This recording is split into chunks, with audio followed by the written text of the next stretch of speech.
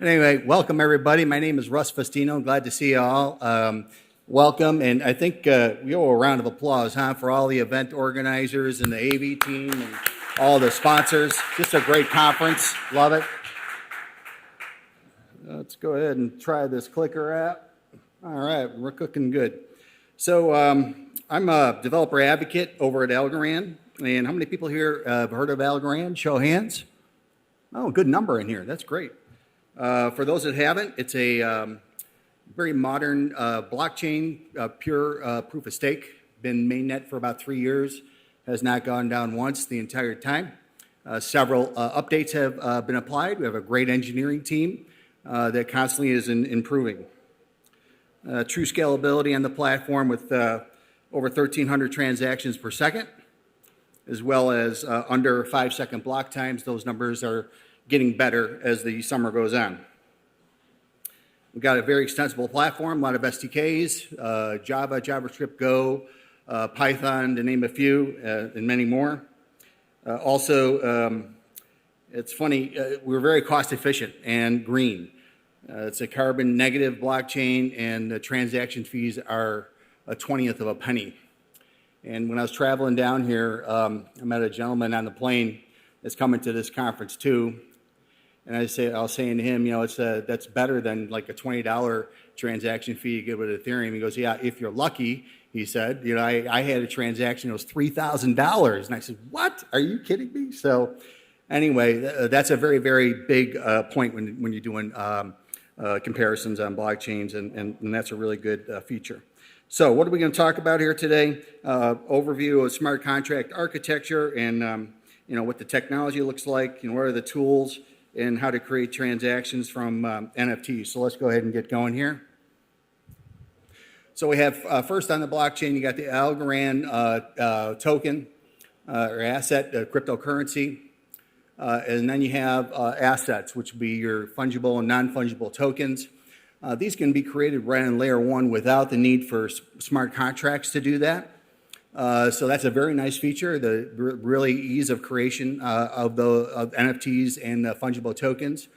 Also, we have smart contracts, so it would be chunks of logic on the blockchain. And smart contracts can also create NFTs and fungible tokens as well. And so we're going to take a look at what we got here is the SDKs, right, that we're going to go ahead and start looking at with the Algorand SDKs. And you'd have to do like a signing of a transaction. So this is kind of like an overall view, end to end. And once you're signing, then you would have multiple wallets here. So you have the Para wallet for iOS, Android, the Chrome plugin as well, and the MyAlgo for web-based, as well as many others.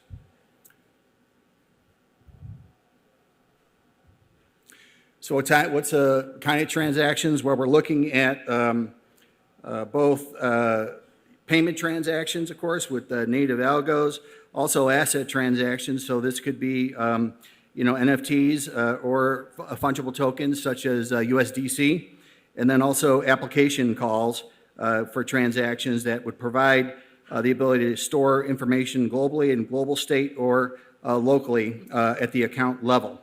And then also have smart signatures at the UIN to go ahead and also do some signing.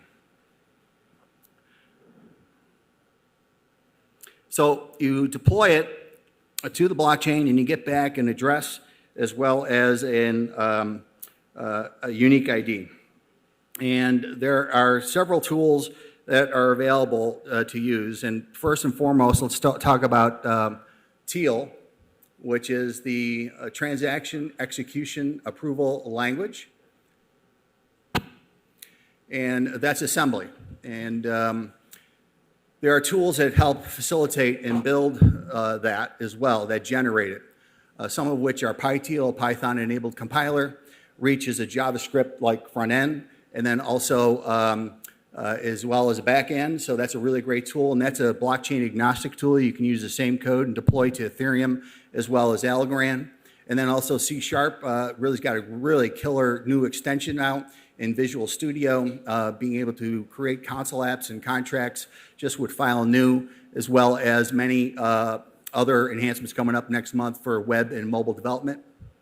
So this is the architecture that we're looking at with the smart contract.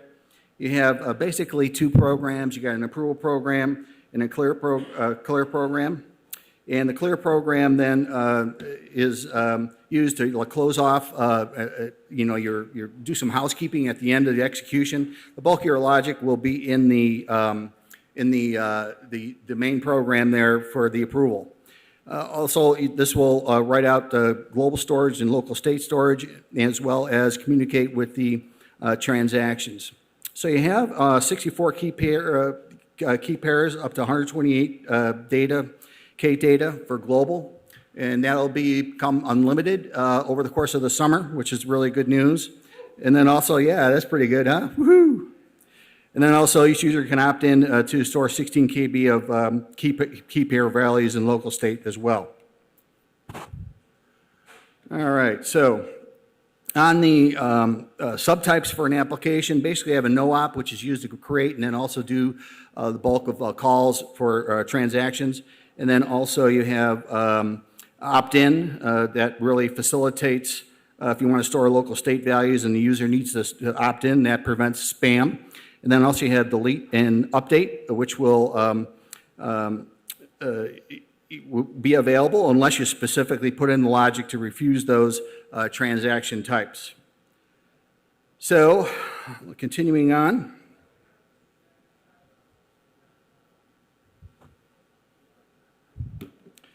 All right, and this is the escrow account. It's a good typical example of using smart contracts. So the idea here is you would fund the escrow account from an existing account, and then basically be able to call these inter-transactions to perform access on the payment transactions, or use it to create your Algorand standard assets or NFTs and fungible tokens, as well as freeze or clawback capabilities and opting in with application calls. And you can nest these up to eight levels. And then we have runtime architecture with accounts, applications, and assets. Those will all be arrays. You can change those up on every call. You also have arguments going into the AVM, which is the Algorand virtual machine. And this restricts the ledger view, which is really good because that makes it very, very performant. The teal will execute. It's a stack-based language. And then also you got the AVM with global variables and transaction variables as well. And then also ends with the read-write capabilities with global and temporary scratch space as well. So that's kind of the lay of the land there with 256 of those available. We're going to end here with the ABI. ABI is really great stuff. This is really all about, object-oriented programming. And then we can see here we've got some code that's a definition file that facilitates the developer to know exactly how to use this particular application. And what I'm going to do here is play this is going to be a very brief code walkthrough.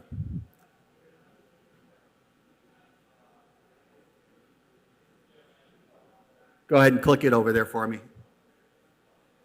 Here we see a PyTeal example. So the purpose of ABI is to expose smart contract methods to be consumed in any SDK language solution. And here we see the router method of add, where we're going to take two numbers, add them together, and the output is going to return a UN64. And we get down to the bottom, we're going to go ahead and compile the program, and then we're going to go ahead and return the approval program in teal, the clear program in teal, and the contract definitions in JSON format. JSON looks like this. So you see all the methods defined here. So going over to the code that's going to consume this, this can be done from any language: Go, Goal, command line tool, JavaScript, Python, and Java. So let's go ahead and run this program. First, we're going to go ahead and read in that contract JSON file, and we're going to start an atomic transaction composer instance. And here we can see in it, we're going to go ahead and call all these methods that we have in the smart contract. And now we're going to scroll through the results, which will display here in the bottom. And there's all the results.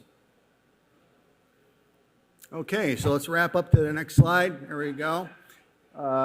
You have a lot of good links here on this particular slide, including our Discord. I encourage you all to join this. I want to take a picture of this. I have the link to the deck here, as well as that little clip that you just saw on debugging. Also, I'd like to point out our developer portal. It's an award-winning portal in the developer space. A lot of getting started tutorials, excellent content there for developers to get started. So thank you, everybody. Appreciate it.